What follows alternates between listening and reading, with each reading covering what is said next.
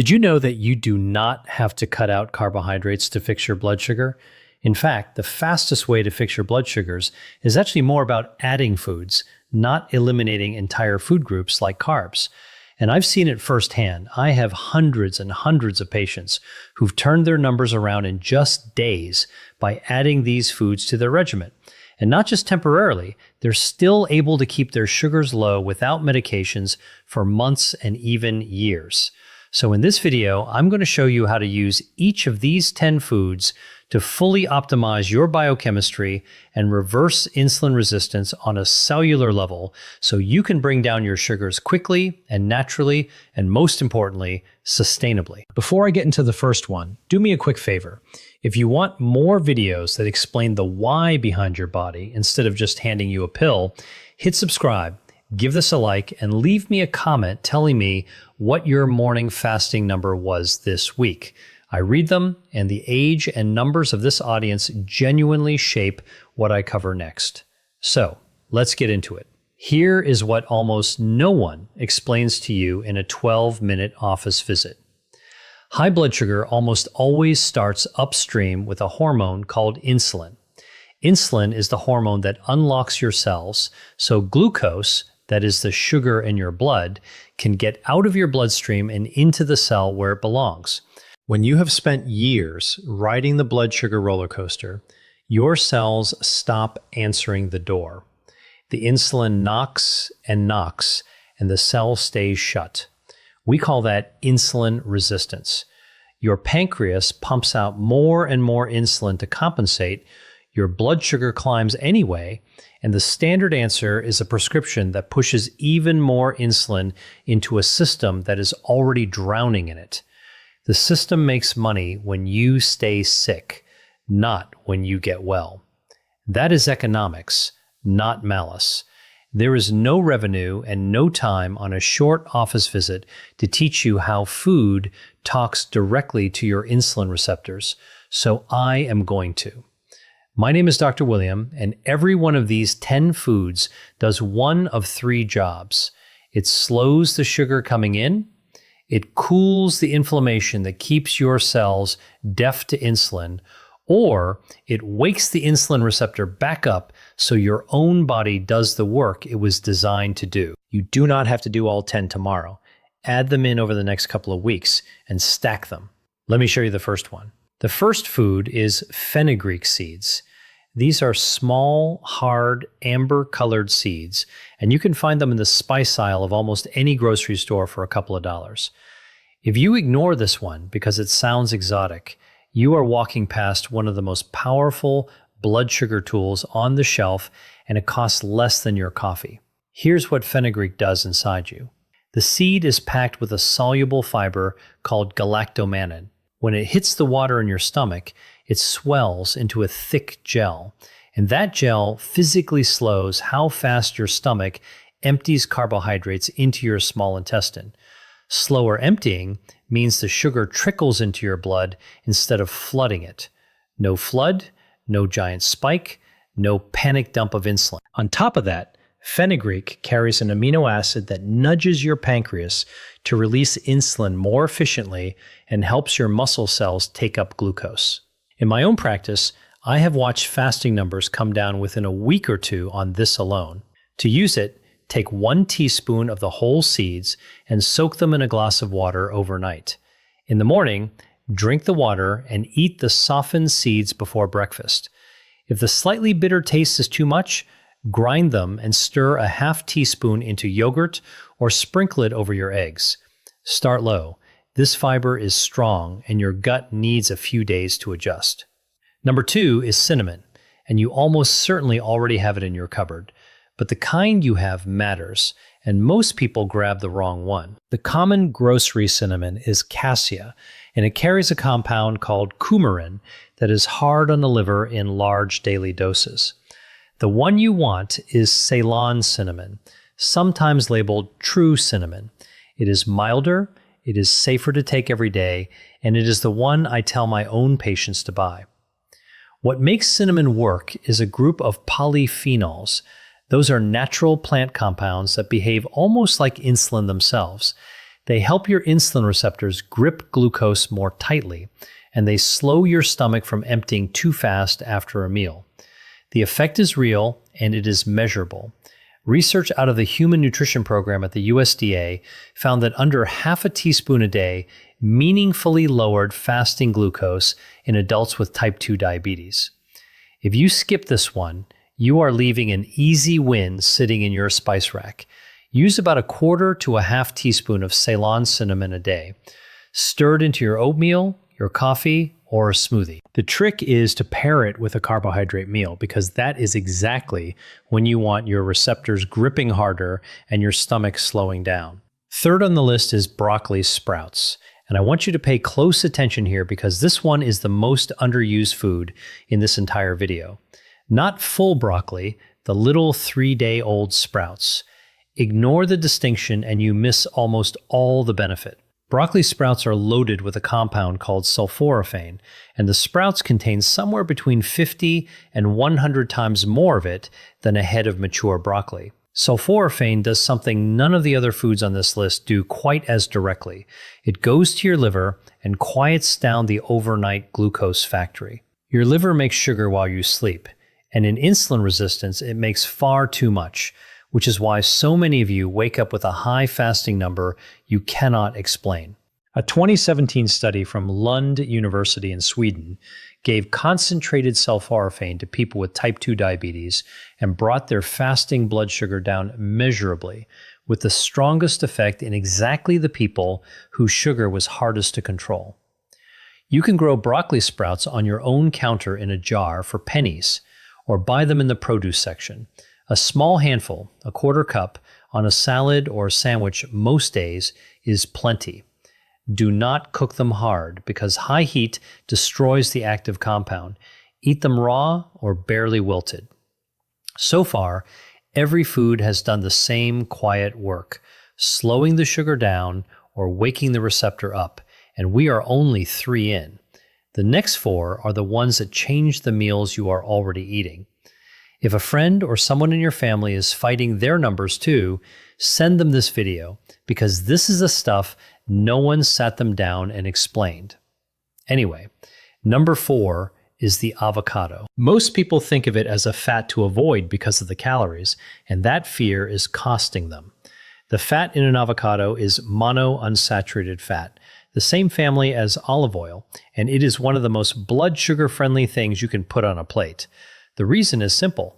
That healthy fat and the fiber inside an avocado slow your entire meal down. When you add half an avocado to a plate of rice or toast, you are not removing the carbohydrate. You are putting a brake on how fast it turns into blood sugar. The glucose climbs gently instead of spiking. Over time, monounsaturated fat has also been shown to improve insulin sensitivity, meaning your cells answer that insulin knock a little faster. In my experience, this is the easiest food on the list to make a habit, because it makes the meal more filling and you stop reaching for a snack an hour later. Half an avocado a day is a sensible amount. Put it on your eggs in the morning, mash it onto whole grain toast, or add it to a salad that already has a starch in it. Anywhere you have a carbohydrate, an avocado softens the blow. 5th is chia seeds. These are tiny gray and black seeds, and they punch far above their size. If you have ever seen chia sit in liquid and turn into a pudding, you have already seen exactly how it works in your gut. Chia is one of the richest sources of soluble fiber you can buy. When it meets the water in your stomach, it forms that same thick gel we talked about with fenugreek, and that gel wraps around the carbohydrates in your meal and slows their absorption to a crawl. The sugar releases slowly and steadily, so you avoid the spike and the crash that leaves you shaky and hungry an hour later. Chia also carries a plant-based omega-3 fat that helps calm the low-grade inflammation sitting underneath insulin resistance. Cool the inflammation, and the cells start listening to insulin again. 1 to 2 tablespoons a day does the job. Stir it into yogurt, drop it in a glass of water with a squeeze of lemon, or blend it into a smoothie. Give it 10 minutes to gel before you drink it, and drink plenty of water alongside, because all that fiber needs liquid to move. Number 6 is fatty fish, and I mean salmon and mackerel specifically. This one does not work by slowing your meal down. It works on the deeper problem, the reason your cells went deaf to insulin in the first place. Insulin resistance is driven in large part by chronic inflammation. When your body is quietly inflamed year after year, that inflammation physically interferes with the insulin signal at the surface of the cell. Salmon and mackerel are loaded with 2 omega-3 fats, EPA and DHA, and these are among the most powerful natural anti-inflammatory compounds we know of. They lower the inflammatory signals, the cell membrane gets healthier, and the insulin receptor starts working the way it is supposed to. In my 15 years of practice, the patients who eat fatty fish twice a week consistently have calmer, more stable numbers and better blood pressure to go with it. Aim for 2 servings a week, about the size of your palm each. Wild salmon, mackerel, sardines, and herring are all excellent. Bake it, grill it, or buy it canned if that is easier on your budget. Canned mackerel and sardines are some of the cheapest, most powerful foods in this entire video. 7th on the list is walnuts. Of all the nuts, this is the one I point my patients toward first because of what it does for the lining of your blood vessels and for your insulin at the same time. Walnuts are rich in polyunsaturated fat and the same plant omega-3 found in chia. That fat improves the function of your endothelium, the thin lining inside your blood vessels, which is one of the first things high blood sugar damages. At the same time, the fat, fiber, and protein in walnuts blunt the rise in blood sugar after a meal and have been shown to lower fasting insulin, which is the number underneath your blood sugar that tells you how hard your pancreas is straining. Eat a small handful as a snack instead of crackers or a cookie, and you have taken a sugar spike and turned it into a flat line. A small handful is about a quarter cup or 7 to 10 whole walnuts. Keep them raw or dry roasted, not the candied or honey-coated kind. Use them to replace a processed snack, not to add on top of one. Number 8 is eggs. Whole eggs, yolk included. For years, people were told the yolk was the enemy, and that bad advice pushed folks toward sugary breakfast cereals that were far worse for their blood sugar. Let me set that straight. A whole egg is almost pure protein and fat, with virtually no carbohydrate, which means on its own, it barely moves your blood sugar at all. But the real magic is what doctors call the second meal effect. When you start your day with eggs instead of toast or cereal, you steady your blood sugar not just at breakfast, but all the way through to lunch. You walk into your next meal with calmer numbers and a smaller spike.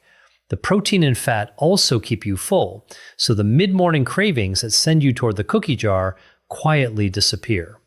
In my practice, swapping a cereal breakfast for 2 or 3 eggs is one of the single fastest changes I see on a morning glucose reading. 2 or 3 whole eggs in the morning is a solid target for most people. Scramble them, boil them ahead for the week, or fold in some spinach. Put that avocado from earlier right on top, and you have built a near-perfect blood sugar breakfast.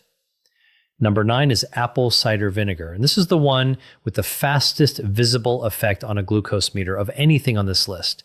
If you have a meter at home, you can watch this one work tonight. The active ingredient is acetic acid. It does 2 things at once.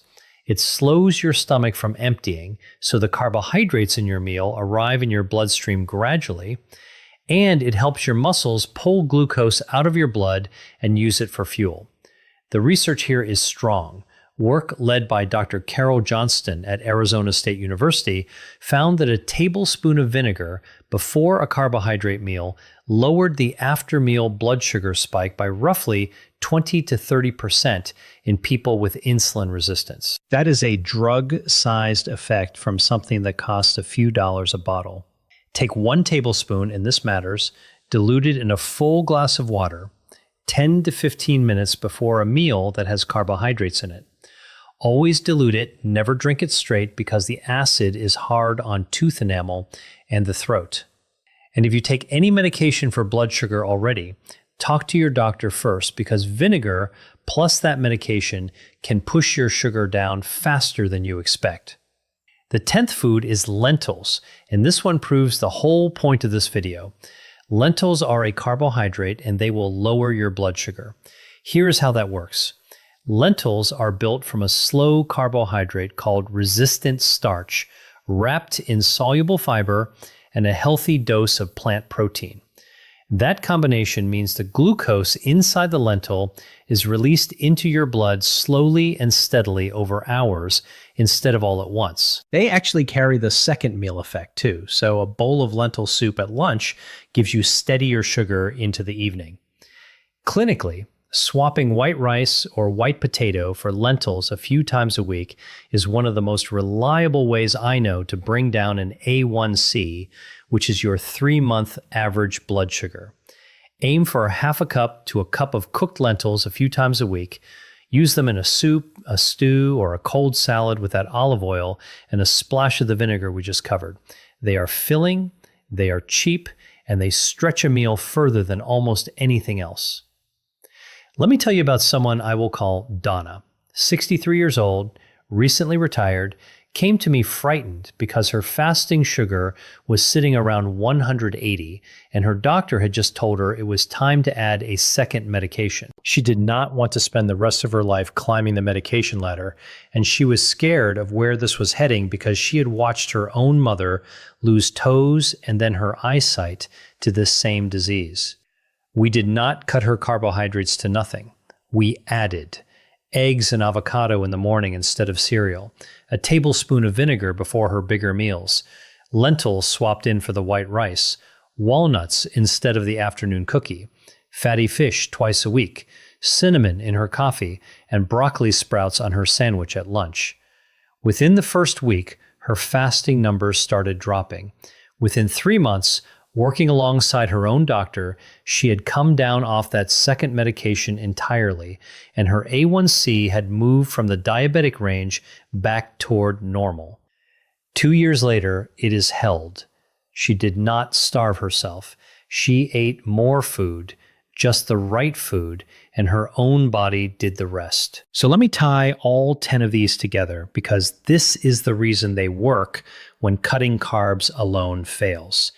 Every one of these foods is handing your insulin its job back without starving you. The fiber foods slow the glucose down so your pancreas never has to panic. The fish, the walnuts, and the chia cool the inflammation that was jamming the signal. The cinnamon and the vinegar walk right up to the insulin receptor and help it grip again. Do that meal after meal, day after day, and the cell that stopped answering the door slowly starts opening it on the first knock again. That is what reversing insulin resistance means at the cellular level. And once it happens, your body holds your sugar down on its own, which is exactly why Donna's numbers stayed low for 2 full years. Before I give you tonight's plan, I need to draw one clear line. If you are on insulin or sulfonylurea, one of the older blood sugar pills, these foods can lower your sugar fast enough that your medication dose may suddenly be too high, and that can drop you into a low. So add these foods with your doctor watching your numbers and let them walk your medication dose down as your body improves. Do not stop any prescription on your own. Bring this list to your next appointment instead. So here's what to do tonight. 5 simple steps. 1. Tomorrow morning, replace your cereal or toast with 2 or 3 whole eggs and half an avocado. That single swap changes your blood sugar for the entire day. 2. Tonight, soak a teaspoon of fenugreek seeds in a glass of water and drink it first thing in the morning. 3. Buy Ceylon cinnamon, not cassia, and start a 1/4 teaspoon a day in your coffee or oatmeal. 4. Before your biggest carbohydrate meal tomorrow, take 1 tablespoon of apple cider vinegar in a full glass of water 15 minutes ahead. 5. This week, swap white rice or white potato for lentils at least twice and put fatty fish on the menu 2 nights.